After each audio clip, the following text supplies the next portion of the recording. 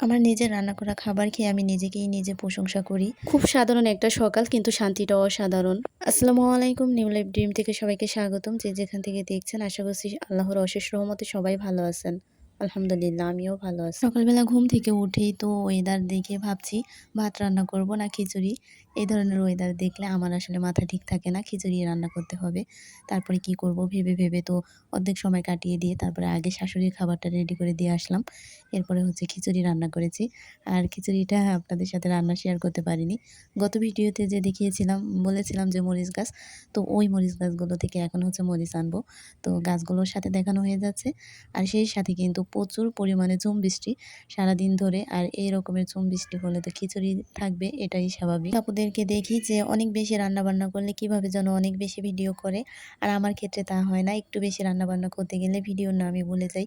মাঝপথে গিয়ে মনে হয় ওফো, ভিডিও তো করলাম না।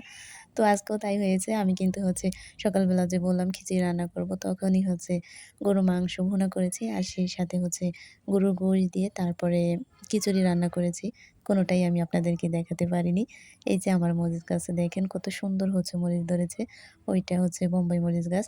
তো খুব বেশি সুন্দর যেটা, সেটা কিন্তু নিচ্ছি না।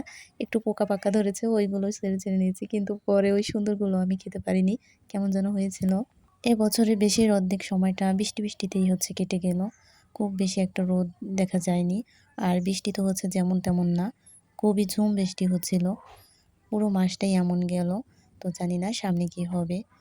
এরকম বৃষ্টি ওয়েদারে আপনারা কি করেন? অবশ্যই কিন্তু কমেন্ট করে জানাবেন।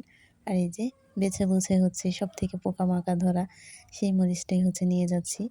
আর এখন এই যে খাওয়া-দাওয়ার পালা। মরিচটা যখন ছিল না খেতে বসে, তখন মনে হচ্ছিল কি যেন নেই, কি যেন নেই। এরপরে আবার হচ্ছে যে মরিচ নেওয়ার পরে মনে হচ্ছিল যে এখন যেন কি একটা নেই। তারপরে এই যে আচার বানিয়ে রেখেছি। আমি কিন্তু এবার অনেক ধরনের আচার দিয়েছি, কিন্তু আপনাদের সাথে একটা আচারও শেয়ার করতে পারিনি। যেমনভাবে এখন হচ্ছে আচার নিয়ে তারপরে খাবো। খুবই হচ্ছে মজা লাগে ভুনা খিচুড়ির সাথে। আর খিচুড়ি ভুনা কিংবা পান্তা কোনোটাই আমার কাছে খারাপ লাগে না। ২ টাই অনেক বেশি ভালো লাগে। আমার ২ টাই পছন্দ। আমার নিজের রান্না করা খাবার খেয়ে আমি নিজেকেই নিজে প্রশংসা করি। খেয়ে তারপরে হচ্ছে ২ ঘন্টা বসে তারপরে বলবে যে, ভালো হয়েছে।" ওইগুলা শোনার অত বেশি সময় আমার নেই ভাই। আমি খেয়ে ফেলবো। খেয়ে তারপরে বলব, "ভালো হয়েছে।" এতে ভালো হলে হবে, না হলে নেই। তাতে আমার কোনো সুখ দুঃখ নেই। কাকে বলব, "খাও, তারপরে বলো কেমন হয়েছে।" তবে যাই বলি না কেন, খাবারটা কিন্তু অনেক স্বাদ হয়েছে।